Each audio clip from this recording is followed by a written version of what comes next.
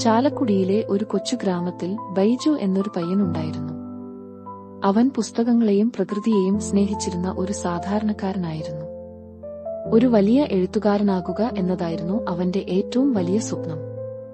അവനൊരുപാട് വായിക്കുകയും അവന്റെ സ്വപ്നങ്ങളെക്കുറിച്ച് ഒരു ഡയറിയിൽ എഴുതുകയും ചെയ്തിരുന്നു.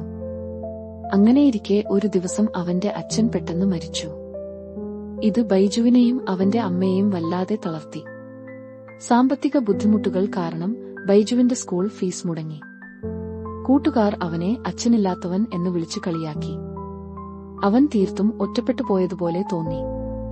പഠനത്തിൽ പിന്നോട്ടു പോയി അവന്റെ സ്വപ്നങ്ങളെല്ലാം അവനിൽ നിന്ന് അകന്നുപോകുന്നതായി അവൻ ഭയപ്പെട്ടു. ഒരു മഴയുള്ള ദിവസം അവൻ സ്കൂൾ വിട്ടു വീട്ടിലേക്ക് നടക്കുമ്പോൾ മഴ നനഞ്ഞു കരഞ്ഞു. അവന്റെ മനസ്സിൽ ഒരുപാട് ചോദ്യങ്ങളുണ്ടായിരുന്നു. ആരും ഉത്തരം പറയാനില്ലാത്ത ചോദ്യങ്ങൾ. വീട്ടിലെത്തിയപ്പോൾ അവൻ അവന്റെ ഡയറി എടുത്ത് അവന്റെ എല്ലാ സങ്കടങ്ങളും എഴുതി. അച്ഛന്റെ ഓർമ്മകളും താൻ ഒറ്റപ്പെട്ടുപോയതും കൂട്ടുകാരുടെ പരിഹാസവും സ്വപ്നങ്ങൾ നഷ്ടപ്പെട്ടേക്കാം എന്നുള്ള ഭയവും എല്ലാം അവൻ എഴുതി.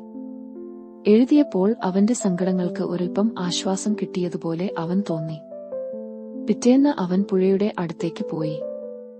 തെളിഞ്ഞ വെള്ളം അവന്റെ മനസ്സിലെ ഭാരം കുറയ്ക്കുന്നതുപോലെ അവൻ തോന്നി. എനിക്ക് എന്റെ സ്വപ്നങ്ങൾ ഉപേക്ഷിക്കാൻ കഴിയില്ല, അവൻ മനസ്സിൽ പറഞ്ഞു. അവൻ പഠനത്തിൽ കൂടുതൽ ശ്രദ്ധിച്ചു, ഡയറിക്കുറിപ്പുകൾ തുടർന്നു. അവന്റെ സങ്കടങ്ങളെല്ലാം വാക്കുകളിലൂടെ പുറത്തേക്ക് വന്നപ്പോൾ അവൻ കൂടുതൽ ശക്തനായി. പിന്നീട് ബൈജു ഒരുപാട് വായിക്കുകയും എഴുതുകയും ചെയ്തു. അവന്റെ ജീവിതാനുഭവങ്ങളും സങ്കടങ്ങളും അവന്റെ എഴുത്തിൽ പ്രതിഫലിച്ചു. ഒടുവിൽ അവൻ ഒരു വലിയ എഴുത്തുകാരനായി. അവന്റെ പുസ്തകങ്ങൾ ബെസ്റ്റ് സെല്ലറുകളായി.